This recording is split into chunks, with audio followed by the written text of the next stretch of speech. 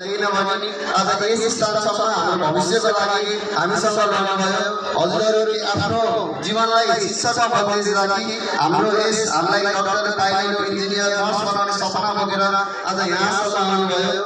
आज हामी 10 कक्षाबाट बिदाई हुँदैछौँ। यो चाहिँ हाम्रो जीवनको अत्यन्तै भावुक हुनेछ। सम्झनाले भरियो, अब सम्झनामै रहनेछ। अब यो समय फर्केर आउँदैन। मिल्ने भए समयलाई फेरि पनि फर्काइदिन्थे।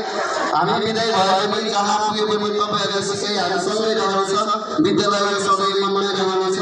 यस विद्यालयले बिताए आशिष फल कहिले हुने छैनौँ। र आउँदै गरेको यासीको सम्पूर्णलाई शुभकामना दिँदै अन्त्यमा यति भन्छु, हामी जहाँ पुगे पनि जे भने पनि महेन्द्र मामेको नाम उच्च गर्वका साथ दिनेछौँ। गुरुका आशीर्वाद, विद्यालयको माया, शिक्षा र साथीहरूको माया सधैँ हाम्रो साथ रहनेछ भन्ने आशा गर्छु। र मलाई एउटा के नरमाइलो लाग्यो भने जुन शिक्षकले हाम्रो दिनको हामीलाई नियममा आउनुपर्छ, अनुशासनमा बस्नुपर्छ भनेर सिकाउनु भयो, आज त्यही गुरु नै यस स्थानमा अनुपस्थित हुँदा हामीलाई अलि नरमाइलो रहेको छ। र यति भन्दै मेरा भनाइ यही अन्त्य गर्दछु। र मेरा सम्पूर्ण साथीहरूलाई यासीमा उत्कृष्ट नतिजाका साथ यासी पास गर्न शुभकामना दिँदै म यहाँबाट बिदा हुन्छु। हस्त धन्यवाद।